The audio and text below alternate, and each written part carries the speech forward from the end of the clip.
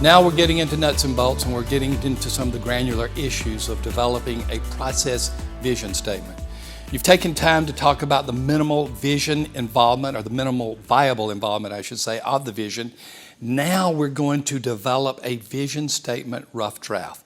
And the way that we're going to do the vision statement rough draft is I'm going to bring you into a room, hypothetical, fictional, but nevertheless something that is probably realistic to your situation. I'm going to bring you into a room of maybe a pastor, maybe some of the elders, maybe some of the deacons, and maybe some key teachers and a few other people. Let's suppose that there are 8 to 10 people in the room. It could be any number, but just for simplicity, you're beginning to talk about this vision statement. And let's say that the pastor's name is Pastor Frank. And we're going to do a consolidated example of how some churches have come together to form church vision statements that are process vision statements. So what did we do in the last session? We began to ask the question, what the MVI is, the minimal viable involvement. What do we think that our members should be doing at the very least in order to be considered truly an active or healthy member of our churches? So now we're bringing the group together, and Pastor Frank says this: all right, team, you've heard from Rainer or somebody else about this MVI, this concept of minimal viable involvement. What do y'all think? What do you think it should be at our church?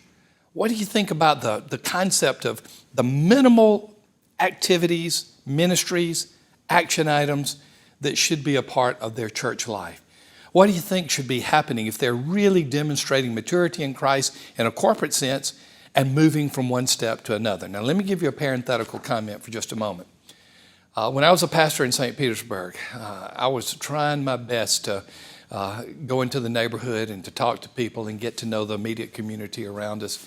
And I came across someone, and I'm not going to give her name because she became a dear friend later. And I invited her to our church.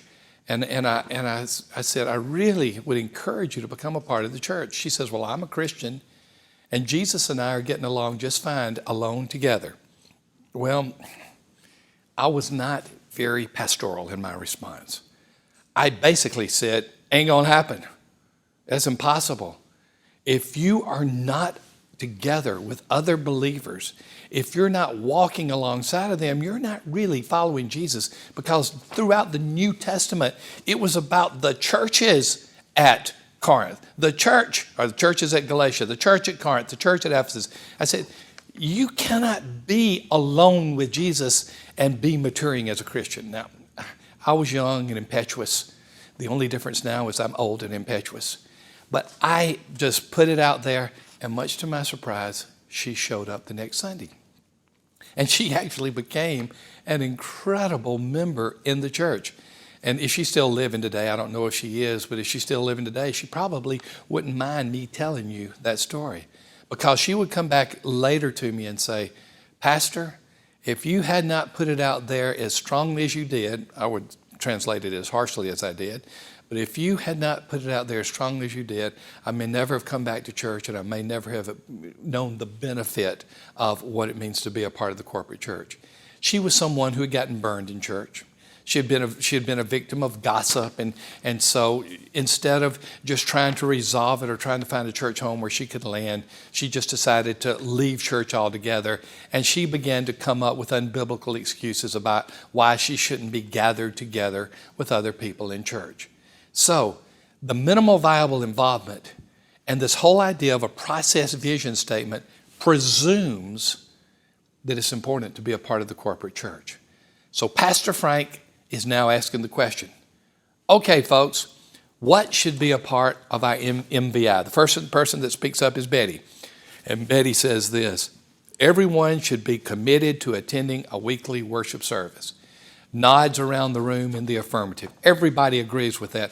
They also agree that they're not going to put a number to how often you should attend, but regular attendance, faithful attendance. They said everybody should be committed as much as possible to attending a weekly worship service. So there's affirmation around the room that attending weekly worship services is part of the MVI. Then someone else speaks up. He's one of the elders. His name is John. And John says this, I really want to encourage every member to be a part of a small group. They have what's called community groups. And they said, absolutely. Community groups are called that because community takes place. It's the little church inside the bigger church. It's where you start connecting with people. It's where you really get to know people. And there's pretty much affirmation around the room as they go around the table and they say, certainly, we think that should be a part of the MVI of the church. In fact, they said, we probably don't talk about it enough at our church.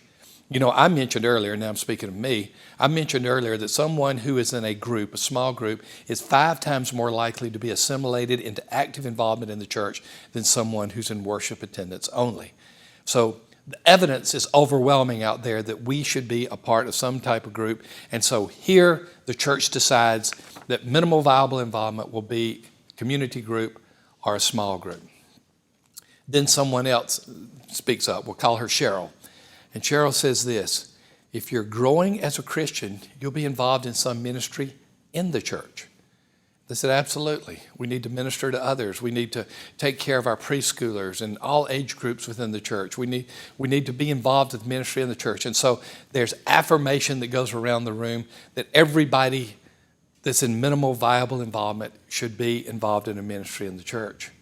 Then someone else says, but you know, it's not only being involved in ministry in the church, it's being involved outside the church. Otherwise, we don't have a Great Commission witness. And everybody affirms what Van just said.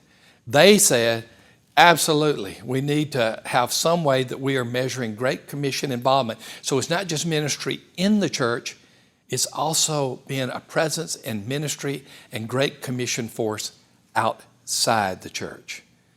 One other person speaks up and says, you know, the Bible clearly teaches that where we spend our money, that's where our heart is. And if we're not talking about giving, we're not talking about really becoming a true disciple of Christ. Sometimes that's the last idol that people give up, is the idolatry of holding on to their money. And so we need to talk about letting go and being a steward of what God has given to us. And so they all agree.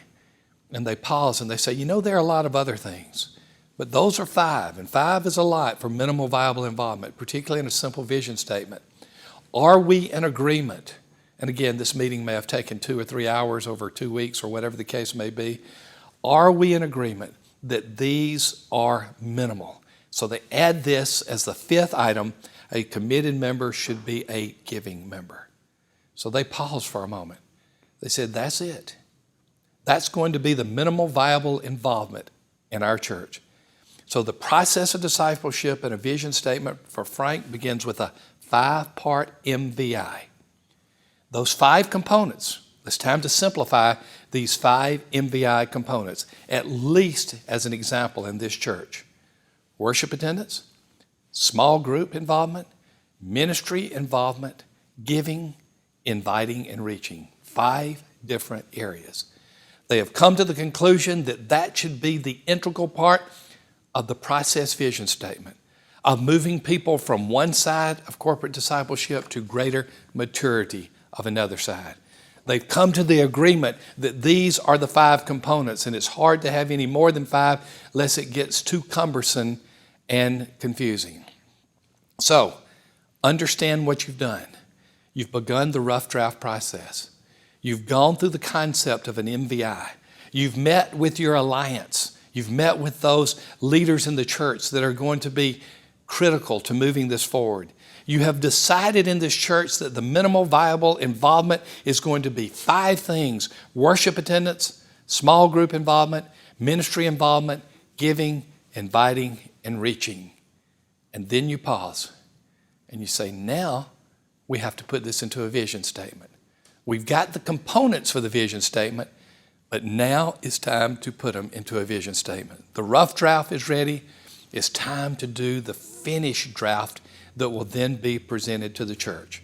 So here's what we'll do when we come back to the next checklist item. We will simplify the MVI into a vision statement. You're getting close to where we're putting this all together, and you're seeing how it might work for your church. So take a break as long as you want it to be. Come back and be ready, because this will be this will be the penultimate of this process as we begin to actually see the vision statement take shape. I'll see you in the next checklist item.